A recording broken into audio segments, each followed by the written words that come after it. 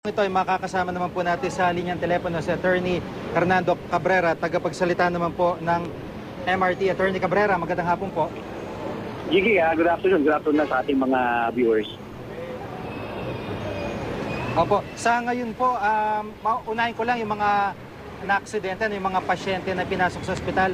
Ano na po ang update sa kanila at kumusta po ang pag-aasikasong ginagawa rin ng MRT?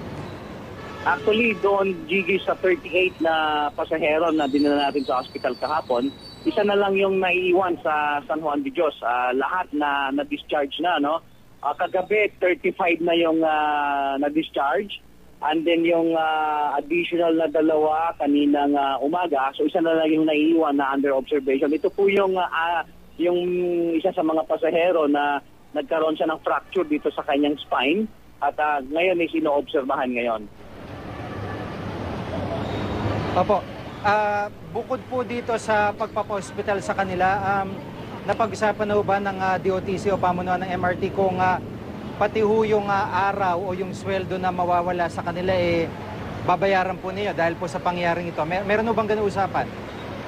Yes, Gigi, isa yan sa mga under na pinag-aaralan natin kung paano natin i-implement yan.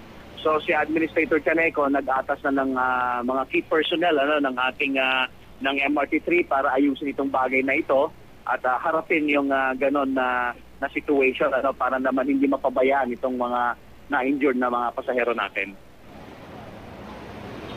Opo, dito naman po sa na-aksidenteng tren, ito ba mapapakinabangan pa o i-junk na lang ninyo pagka nakuha po dito sa area?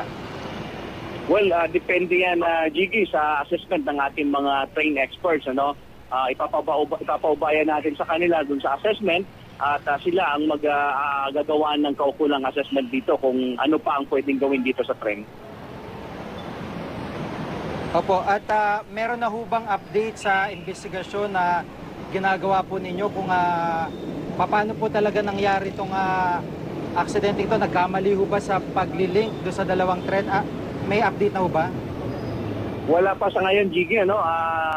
Basically, yan yung mga katanungan. Isa yan sa mga katanungan natin na siyang papasadahan ng ating investigasyon na gagawin. Unang-una dyan, of course, yung katanungan na meron bang nangyaring yung human error doon sa procedure na ginawa nila, or kung tama man yung procedure na ginawa, nasundan nila yung step-by-step na procedure, ang next na tanong is nagkaroon ba ng mechanical failure yung ating coupler.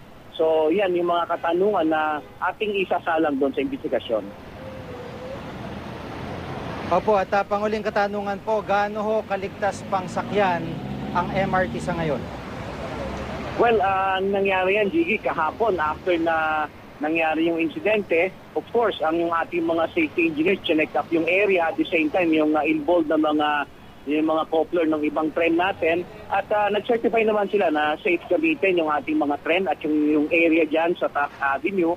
And then ako mismo, personally, sumakay ako ng tren kahapon, magmula sa Ortigas hanggang dyan sa makarating sa Taft Avenue. So personally, I can vouch yung safety ng ating system. At sabi nga ni Secretary Abaya, hindi naman natin iaalaw yung paggamit ng ating system kung hindi tayo tiyak na ito ay ligtas. So inuulit ko, pinasadahan ito ng ating mga safety engineers bago natin i-resume ulit yung ating operation kahapon. Opo, maraming salamat po sa pagkakataon si Attorney Hernando Cabrera, tagapagsalita po ng MRT. Maraming salamat. Maraming salamat, Gigi.